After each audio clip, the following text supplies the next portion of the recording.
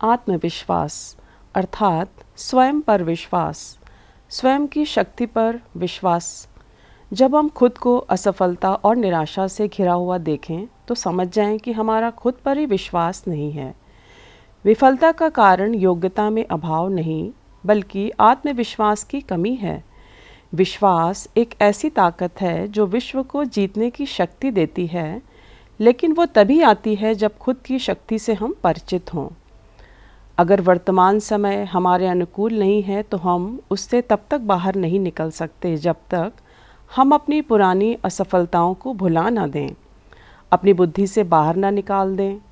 पुरानी बातें हमें मानसिक रूप से दुर्बल बनाती हैं और हम ये सोचकर कि कहीं फिर से वैसा ही ना हो जाए, कुछ नया करने से डरते हैं।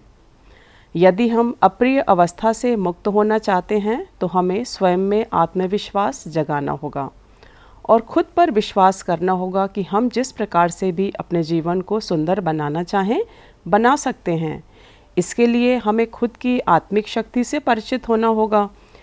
जैसे शरीर से काम लेने के लिए शरीर का शक्तिशाली होना ज़रूरी है, वैसे ही आत्मशक्ति से काम लेने के लिए हमें आत्मा की शक्ति को बढ़ाना होगा। जैसे शरीर की शक्ति को बढ़ाने का साधन है भोजन, वैसे ही आत्मा की शक्ति को बढ़ाने का साधन है शक्तिशाली विचार। हमारे विचार ही हमारे आत्मविश्वास को बढ़ाते या गिराते हैं। अपनी विचार शक्ति को बढ़ाने के लिए हम पहले खुद के आत्मिक स्वरूप को जानें कि हम सभी ईश्वर की संतान हैं। उनकी संतान होने के नाते हमें सभी ईश्वरीय सहायताएं प्राप्त हैं, लेकिन हम उनको तभी प्राप्त कर पाएंगे जब उनसे अपनी बुद्धि का कनेक्शन जोड़ने की कला को जानेंगे। इस कला का नाम है ध्यान।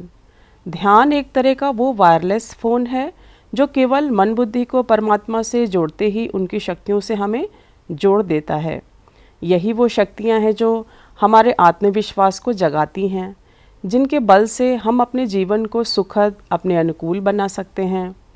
ईश्वर से ध्यान के माध्यम से हमारा संबंध जुड़ पाए, इसके लिए मन को पहले व्यर्थ की बातों से हम हटा दें ताकि बिना किसी विघ्न के हमारा कनेक्शन उनसे जुड़ पाए।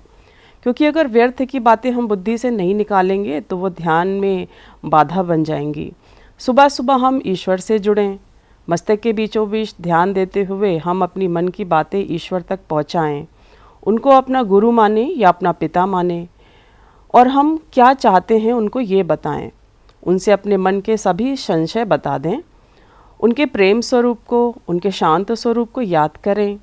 रोज़ रोज़ के इस अभ्यास से हम पाएंगे कि एक दिन हमारी आत्मिक शक्ति बढ़ने लगी है और हम आसानी से अपने सोचे हुए कामों को कर पा रहे हैं।